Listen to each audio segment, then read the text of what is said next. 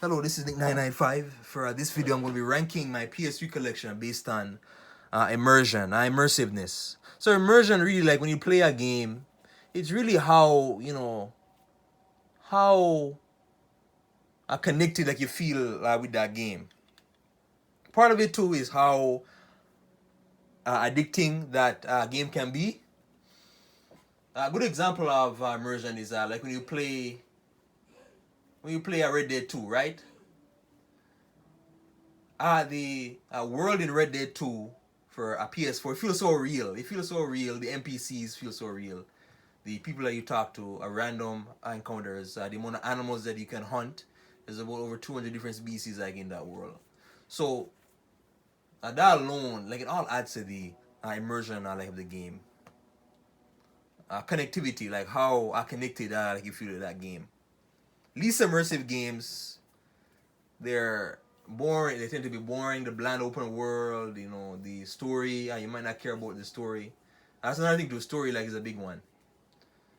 Yeah. So yeah. Anyways, and oh yeah. Plus two. You watching this? Like, subscribe, share the video all over. Share it with a friend, family member, all over. Anyways, no.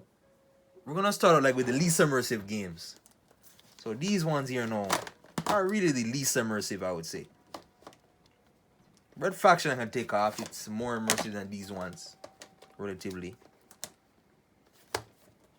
Oh, again, bland level, design, boring, broken mechanics. Again, it's gonna be kind of controversial because I know people love Star Wars, Force Unleashed, but nah, I wasn't really feeling the mechanics. It move very slow, and I think about it too though. Like when you play this, like every mission, every new mission, that you play, it's like, oh, this again, we gotta go through this again, this again. The fighting doesn't feel fluent and all that. Incredible Hulk too, like I feel like with Incredible Hulk, the open world wasn't really, because the open world basically fit like some sort of a cardboard box. Like every building looked like exactly a cardboard box, and even the graphics for its time 2008. This was like early PS3 days, near the middle like of the PS3 generation. Even like the graphics like for that time, like it wasn't really that good. They could tell mechanics weren't that good. It was very easy. Like the game was very easy, and yeah, but yeah, I just wasn't really feeling the immersion through these games, and they're boring. Assassin's Creed is probably the best example. I don't know where my relevations case went. I don't know where it is, but I'm just using this one for now. But yeah, next couple of ones are gonna go on, and for this video too, like it's not gonna have. There's no fighting games. There's no sports games, because those games are kind of hard to rank based on immersion. And plus I'm gonna be ranking them based on groups. I'm not gonna go like into each game individually. That would take too much time. The next couple of ones here now is Battlefield 3. You have a Red Faction, Armageddon, mean Spider-Man. So these ones again like are more immersive than the lower tier ones that I was talked about, but still relatively non immersive enough. Like when I play Spider-Man, again the slowdown effect, it kind of actually takes away from the immersion, because that slowing down precision time effect can make the game like very easy, so you can get through levels like quickly, So again, like it's easy, and not a lot of challenge to it. Red Faction Armageddon too. I would say immersive too, but nah, because again, some of it kind of felt bland and boring. Just the whole thing about you're fighting necromorphs, I believe you're fighting, right? Yeah, but sometimes though, like you don't really utilize the repair mechanic enough. So again, like it could You could actually use it more. Like it doesn't really utilize some of its weaponry and all that.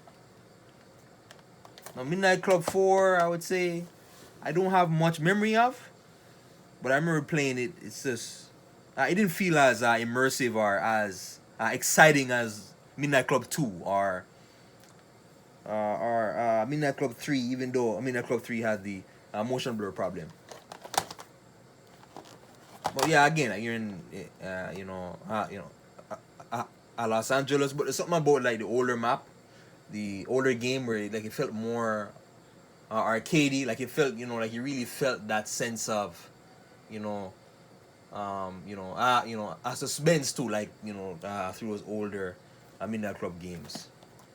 So I same idea through here.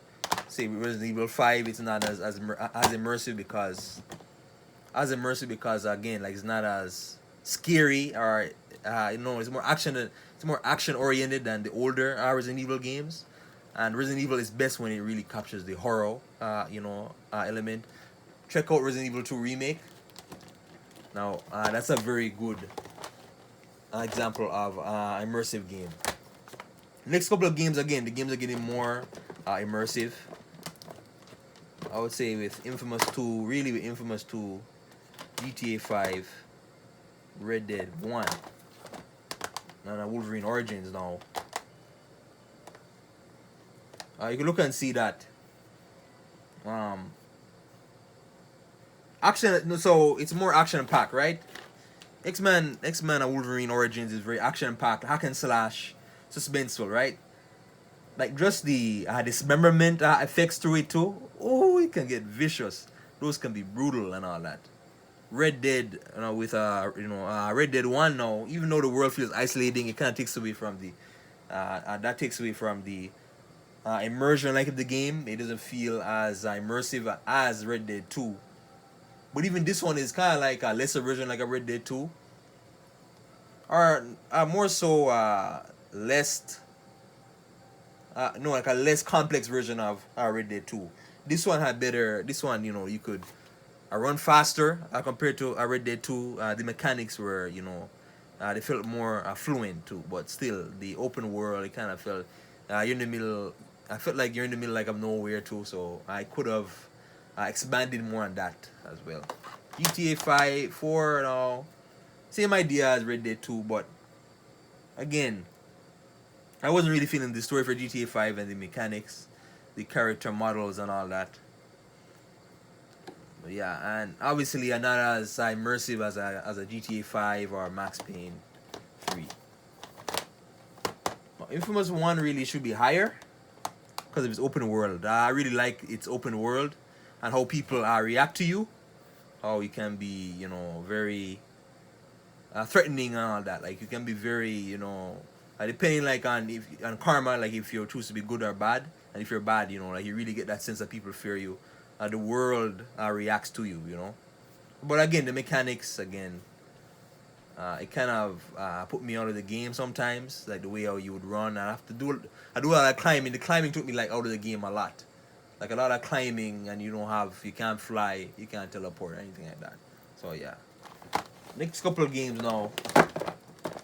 Here we go. Uncharted. Just Cause 2 to Resistance 3 now. So again, are they getting more immersive now? Resistance 3 now. You look at it over here now. Resistance 3 is not. My opinion, it's PlayStation's best shooter, right? And it really captures again like X-Men Wolverine Origins, our brutality effect, like when you shoot the Chimera alien, there's the blood and all that, and it's very fast paced. It's kind of fast paced. Like if you ever play Doom, it's kind of like that. But I like it better than Doom. It's very fast paced, action packed, and you get all sorts of like different weapons and all that, and the more you use a certain weapon, the more that weapon gets leveled up. Uncharted 3, wow, very immersive game. Very, very, very immersive, but kind of, lots of stealth in it, lots of action-packed moments. multiplayer as well. Like it had its multiplayer, and the stealth though, like the stealth really, like you really gotta be, like you really gotta watch out because like you're playing on the harder difficulty, like you can die easily. So yeah, Just Cause 2, massive open world again, and you kind of get lost in the exploration. You want to go from base to base, blow up different bases, and get the collectibles and resources as well. So there's lots to see in this world. Hitman Absolution now. One thing about this game, you really gotta. It's stealth heavy, like very stealth heavy, and I can't run and gun and all that. So, but again, what's immersive about it is that like this master assassin, like in the shadows, trying to take out like the goons or whatever, hit like other gang members and all that. So like like you really gotta you really get that sense of suspense by playing it sometimes. And again, sometimes though, like I mentioned, you gotta really take advantage of cover and the sticking to the shadows and knowing which there's all sorts of like interactables in the game. There's tools. I can use tools as a weapon, like knives, pens, I believe, throwing knives, all sorts of things, axes, hammers, and all that, all sorts of things. Like lots of interactables. The next couple of games now we're getting even more immersive. Now, I would say, out of these, this one like is probably the most immersive. It's very action packed, very very very action packed, and like has great action scenes as well. You feel like you're watching like a high pace, kind of like a realistic animated movie. It's so action packed. Cyborg, and the Cyborg Samurai. He has a super speed kind of. He has the super speed effect. He can slice through different things and all that. Modern Warfare 3 now, action pack. What really made it immersive is the action pack campaign. Makarov, you have Makarov, that, again, spoilers, that ending with Makarov, and you really get that feel for World War 3, like the world is about to end or whatever, and how the Russian military is kind of taking over parts of Europe and all that, and America has to get involved, and there, so. No, like it really builds on Modern Warfare 2. It really builds on it. And the Spec Ops and the multiplayer as well. Spec Ops is so suspenseful. It has so, edge of, like it has a lot of those edge of your seat moments where, the Juggernaut will come after you. You gotta kind of sort out and plan, okay, airstrikes or extra ammo, grenades, claymores, and all that. So you really gotta plan out. Need for Speed Hot Pursuit, another one, no. Same idea as kind of Metal Gear Rising, except it's fast-paced racing, very fast-paced racing, and again, like the game doesn't really slow down, especially like when you get the higher class of racers, and you really get that suspense, Even though it's an easy game, you really get that sense of suspense. The racing, the sound of the engines too, the sound, it's so realistic, very very very realistic. Now we're in the second tier now. You guys know the Batman Arkham series. Again, Arkham, I would say Asylum is the most immersive, like out of all these games. Asylum now really captured that feel for Arkham Asylum. You really, especially when you're against spoilers, if you're in this section where you see Scarecrow like for the first time, or even like Victor Zsasz, that guy with the tallies like in his skin, where he goes around murdering people, and for every person that he murders, he actually adds another tally to his skin. He scripts it like on his skin. But yeah, you really get that sense of horror, like a semi-horror too, like through the game. It goes into Bruce Wayne's past, and it's very dark, and Joker's master plan. You really get the chance, you really get the feel that, man, like how the hell, these Gotham cops, they don't stand a chance against Joker. Like he has everything planned out or whatever. He has all the traps planned out. He's taking over Arkham Asylum and all that. It's the same idea Arkham City builds on Arkham Asylum. Again, it's like Arkham City is less horror based than Arkham Asylum, I would say. because more open world. There's more, but the thing is, Arkham City has more villains. Arkham City has more villains, and you get to see, Mr. Freeze and all that, and Ra's al Ghul. I was saying even that scientist guy. I can't remember his name, but yeah. Anyways, but with this one now, you have the Predator maps and all that, and combat maps, challenges as well. It adds to the suspense. Far Cry 3, Black Ops, Call of Duty Black Ops. Well, Far Cry 3 with its open world, the stealth, the first person ness of the game really makes it feel, is what really makes it feel immersive, and the survival element. Like, you really feel that you're by yourself on this stranded island. All your friends, you went out to a vacation, and all of your friends have been captured or whatever. Then like you're by yourself. I believe it was his bigger brother, Brody's bigger brother got killed, and then you play as Brody throughout the entire game trying to get back at this guy. And the stealth, the amount of weapons that you get, and the first person, like really the first person action of the game, like when you're driving down a hill, and if you crash a car, like it sounds so realistic, and the engines and all that, the gunfire as well, and stealth, like, is really great. Black Ops, I mean, because of zombies, and that's the same idea as as a Modern Warfare 3.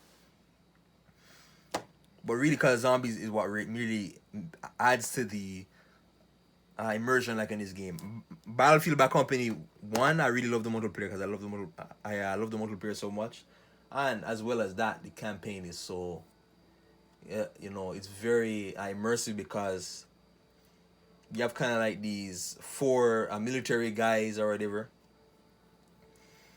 They're kind of like a lower tier military guys. They're trying to get along, and they have different personality traits, and then you play as this one new guy. So you really get to see that, watch that sense of you're like this guy, this new guy coming into the group or whatever. So you gotta really understand them, and 2 other guys like in the group they're so funny, like they're very funny, and then like you have the stuck up kind of general or whatever. So sometimes like he'll joke around as well, like I would even he can be funny as well, so they all have something to add, something like to the table. And then you have the last couple. I would say, out of all of these, I would say GTA 5 is the most immersive game in my PS3 collection. I would say we go GTA 5. Really, GTA 5 or Skyrim? Really? Skyrim, you can get lost in the open world. You're lost in the open world, and you just meet endless amount of people. Endless, like it never ends. Endless amount of people and creatures and all that. And again, that requires a lot of strategy. But really, GTA 5 really captures the real world. Like it really like a real world type story. There's all sorts of things in GTA 5, and you guys know GTA 5, like endless amount of vehicles, like lots of places to see as well as Skyrim. But the 3 are protagonists as well, like where you really see through their perspective, like as they go through heist and all that, bank robberies, and they have their own life struggles as well, where Michael, like, and his annoying family, and Trevor's kind of like this kind of crazy weird guy or whatever.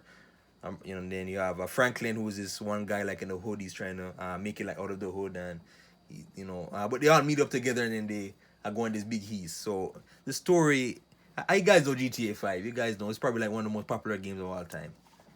But yeah, I would say it's the most immersive. Then, behind this too, you have God of War 3 as well.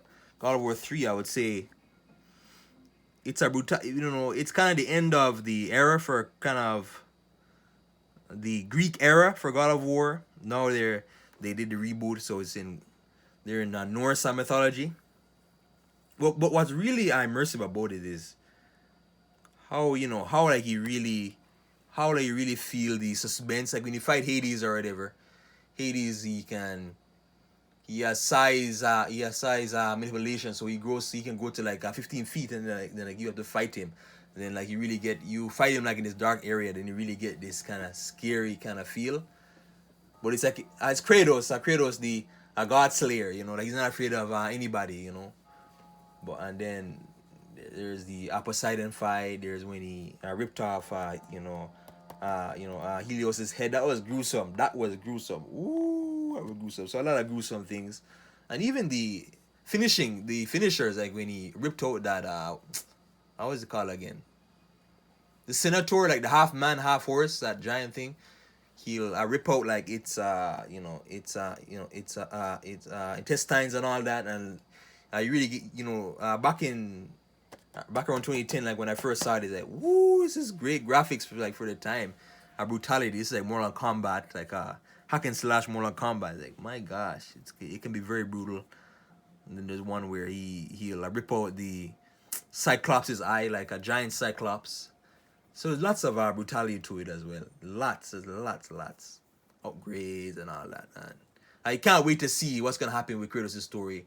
And the puzzles as well. The puzzles adds another layer to it as well, where it's all about, some of the puzzles can be, yeah, you have to really use your brain, like through the puzzle. You have to really use your brain and know that, like there's one where you gotta play on this piano, but the tone of the song has to go the exact way in order to progress, because you want to get Pandora's box or whatever, which is going to give you more power to eventually fight Zeus at the end. Spoilers. Last of Us 1 as well. Walking Dead feel, survival. It really captures the survival mechanic, because you have the interactables. The interactables now, you pick up resources in the game. Like you'll pick up resources that you can build, like, what do you call it again? An explosion or whatever, like you'll pick up like a certain type of arrow, like a fire arrow, or like you pick up upgrades for your gun, attachments for your gun, which will make the gun hold more bullets, or give you like a scope or whatever. But again, what adds to the immersion is the lack of bullets in the game, especially if you play on a harder difficulty, because you're going to be going through it. You really want to save your bullets. It reminds you of Resident Evil 2 remake, in that the bullets are, can be scarce, so you really want to save it. Don't use it like unless you really have to, or unless you're in a boss situation. So yeah, it really captures that as a survival element, Next one now, Infamous 2, and again, that reminds me a lot of Walking Dead. Infamous 2 again, with the interactables in the environment reacts to you in such a way, again, like Infamous 1, but even more here, because the mechanics are better. You don't have to climb as much, so you're not it's not as boring, the getting around the world. But really, again, what makes the Infamous franchise so special, especially the earlier ones, is that playing the game now, the world, the people react to you differently. So they'll react to you differently, like whether you're good or bad. You choose to be good or bad through the karma system, and as well through, he has the ability to drain electricity. So you can drain electricity from light poles, anywhere where there's sources of electricity. So once he runs out of electricity, the screen kind of goes like faint, so the screen will lose the saturation / color, and then so again, like you kind of feel that sense of drought throughout it. That's a nice open world too. You're in New Orleans, like a New Orleans base map, is swamp areas, and the graphics is so nice. They should remake this for PS5. Imagine that. And like there's government, conspiracy. There's the kind of if you know X-Men too, how humans kind of hate on mutants. There's kind of like that in this, where humans are really starting to really despise the conduits in this world. So yeah, again, immersion it's a hard thing to really define, but again, it's all about how connected you feel with that game, and addictive I feels, how realistic I feels, how engaging I feels. Mostly, as a main one, an engagement, like how engaging, no, engaging you feel with that particular game, and it, like, it varies. It varies. Every game has their high moments and low moments. Even with Skyrim, with the glitches and all that, it has these glitches which really slows down the gameplay. It can make the game kind of get boring over time. But yeah, anyways, again, like, I try to group them together because I didn't want to spend too much time on like one game. So yeah, we did least immersive to most immersive. So if you want the most immersive, go to the come to the very end of the video. So anyways, thanks for watching. Like, subscribe, share the video. Thank you.